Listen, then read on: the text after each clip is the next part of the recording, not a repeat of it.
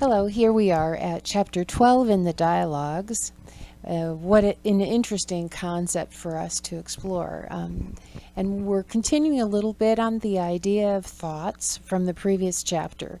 And the title of this chapter is The Body and Your Thoughts. The idea here is to find out, where do my thoughts originate and of what value are they? So when you believe your body is the center of yourself and your universe, you believe that thoughts are the product of the brain within your body. This is a commonly accepted analysis of what thoughts are. You identify them as part of you, and you think they're true. But this is absolutely incorrect.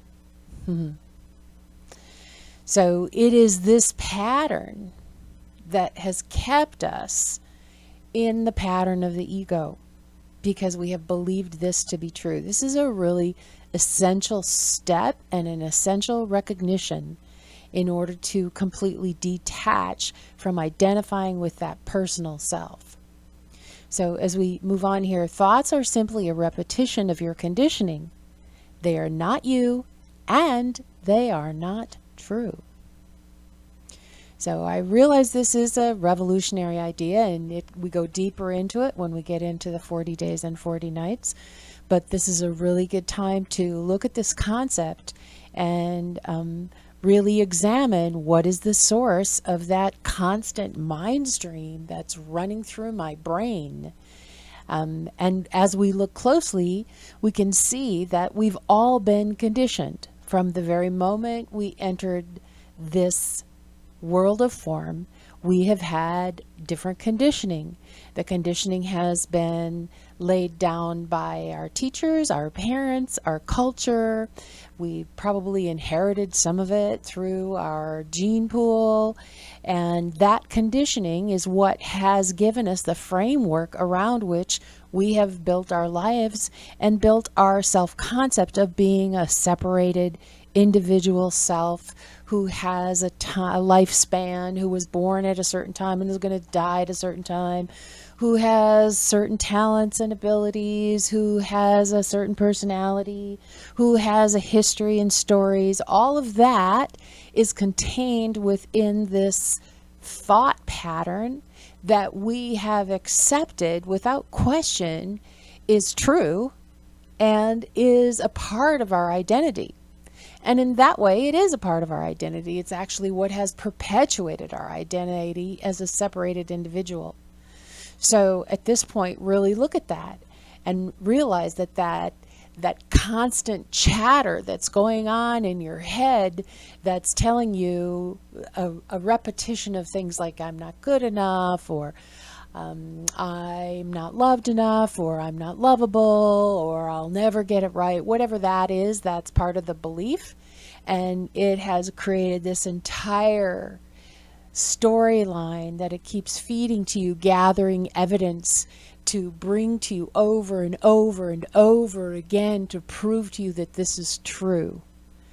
So it's really essential, as we're moving into these deeper stages of letting go of our identity as a separated individual being, to recognize what that programming is and what that constant chatter is, and simply to not believe it anymore and recognize its source.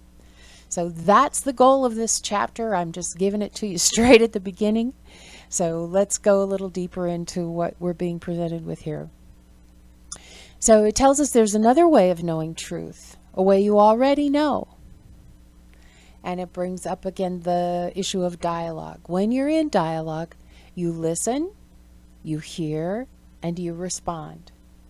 Notice there's nothing in there about thoughts. The words of this dialogue and this course do not enter through your brain, but through your heart. They are not a product of thought, but of knowing. Now, it would also be helpful here to look at what you think of as your heart. If you think of your heart as being your compassionate self, that's partially true. The heart is actually your connection to your true self. And as we've shifted away from the mind, having to process everything through a scientific analytical mind, to the heart, to the place that feels and responds and knows, think of the heart in that way. You are not a product of thought, but of knowing. And, surprise, you always have been. Even while that continuous chatter has been going on and you believed it, there has always been a part of you that has been connected to that heart, because it's who you are, so you can't really be separate from it. In fact, verse 5 says, "Now you may not think that you've been doing this, yet few of you would argue that you've been simply reading these words as you have read the words of other books." There's something about this particular body of work that has spoken to your heart. And it's not the only body of work that speaks to people's heart, but it's the one that has spoken to yours. And so as you've been reading this, it hasn't been an intellectual exercise, or you wouldn't be this deeply into this body of work. It has been the heart that has responded, the heart that has resonated, and the heart that has known things that were true. Thoughts that did not originate in your brain have been entering you all along. You have received them from the time you were born, from the time you were a child. In fact, when people admire the wisdom of a child, what they're really admiring is not that the child is more connected to the heart than the adult is, because it's impossible for you to disconnect from your heart. It's that the child has less conditioning and has less of that continuous thought pattern, and it isn't believing the thought pattern like an adult is, who has been pretty much the victim of the conditioning and thought pattern all along until it recognizes what's actually happening. When you enter into dialogue with another, you must hear their thoughts in order to respond. They don't become your thoughts, but they do enter you. Now, if you think about this, you know that when you're earnestly in dialogue with someone, if you're just talking to hear the sound of your own voice and you really aren't trying to communicate, this doesn't happen. But when you're with someone where you're really trying to communicate and share what's on your heart, you hear in some way that goes beneath the words, beyond the words, behind the words. And we really need to be present and show up with someone in order to understand where their heart is. And this is communicated beyond words. That's why text messages and emails can often be misinterpreted, is because the heart doesn't communicate clearly in those ways. So again, we're reminded that this is at least how the book is at this point, is clarifying these things, that thinking is calling thinking your active background chatter, which again is a result of your conditioning and the program that's been running in your brain to convince you that you're a personal separated being. And here he calls thoughts more of a condition of mindfulness, wholeheartedness, more meditative and reflective.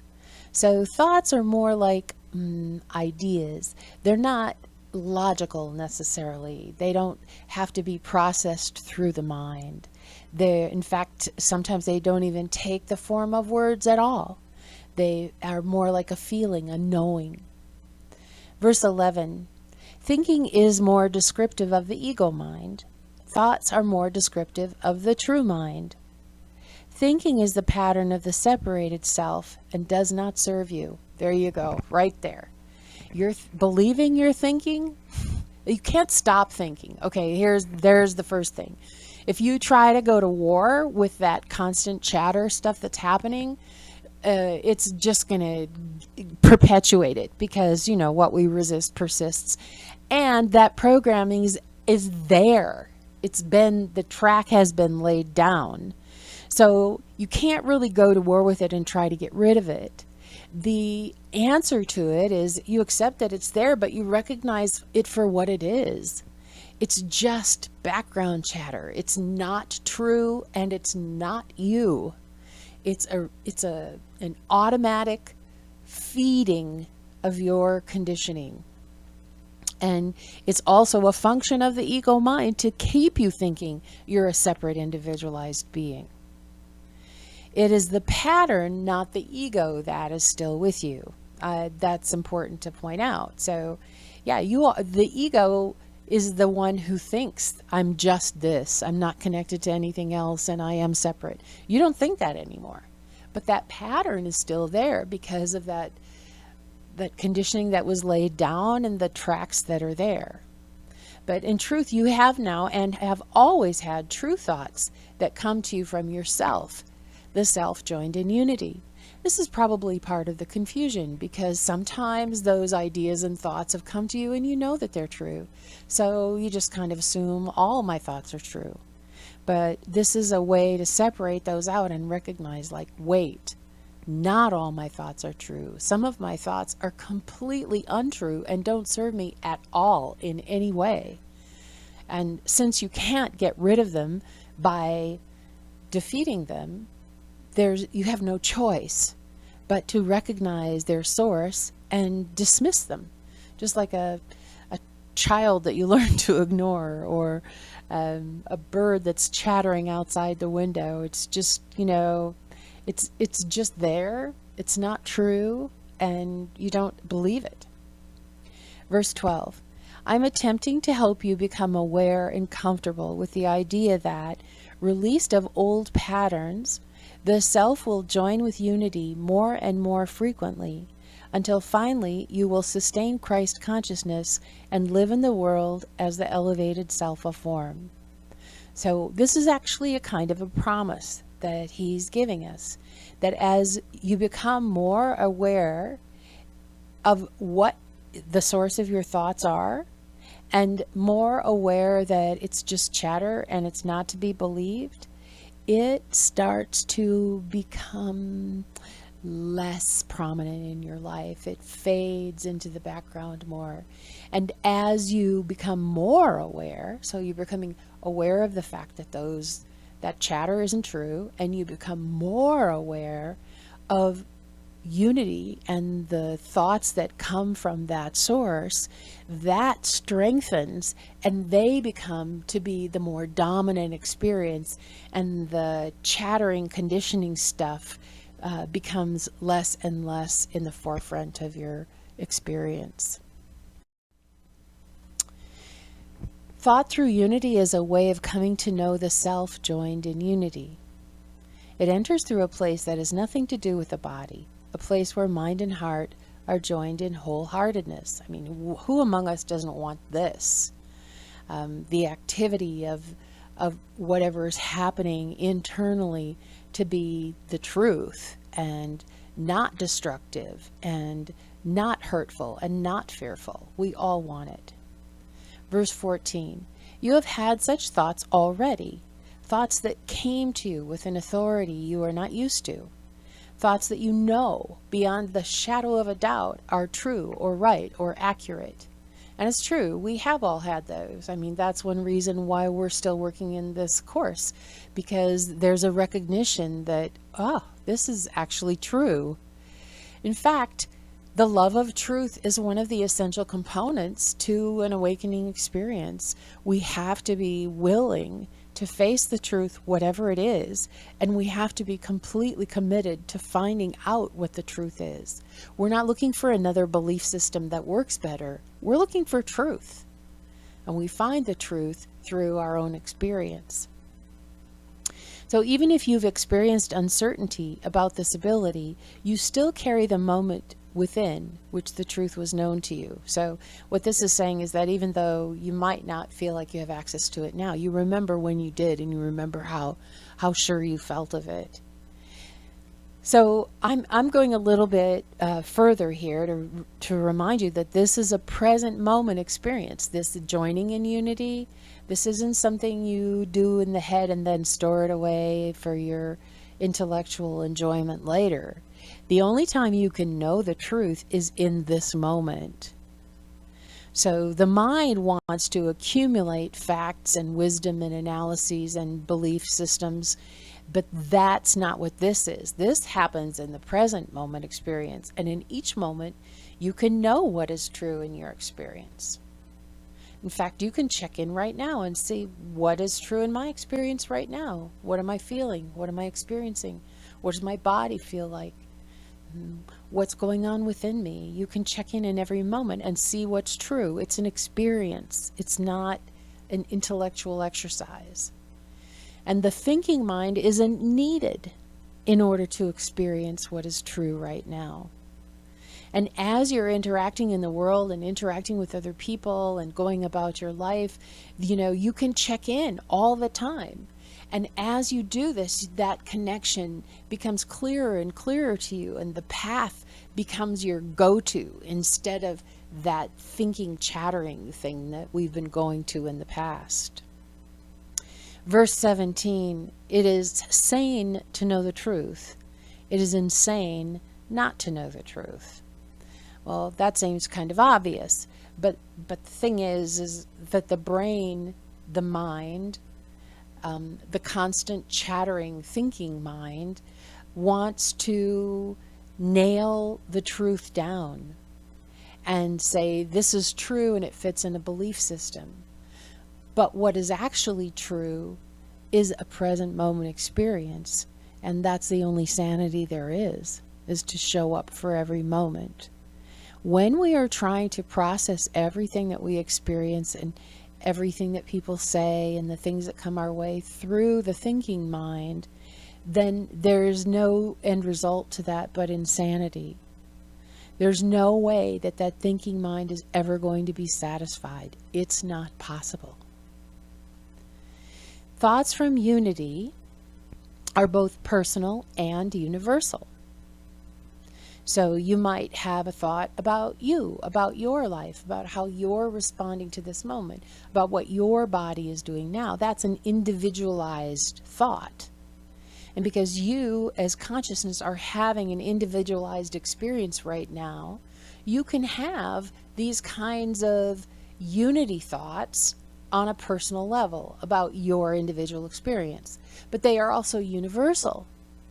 So there will be thoughts that come to you that are just true in general, that aren't about your individualized experience, but things that you know about the universal experience.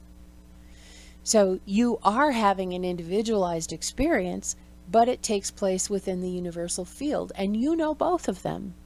That's what the Christ is all about. You're having this individual thing happening, and it's taking place within this universal field, which is unity, which is union. You dwell within union. It doesn't dwell inside of you. You dwell within it. And your individualized experience takes place within this field of unity. So as you listen less and less to the chatter and more to the heart, then this universal field will be so much more accessible to you and immediately accessible to you. You will know the way over and over again. We are together one Christ, one heart, and one mind. So this is the last thought that we're left with in this chapter, that recognition that yes, there is an individualized experience going on, and there's only one being, there's only one energy, and I am that, having this individual experience and joined with all other individualized experiences and all that is. So anyway, I hope that was helpful in working with your thoughts, and I appreciate you joining me, and I will look forward to talking with you again in chapter 14, and it's going to talk about expressing what you know. So we'll see you then.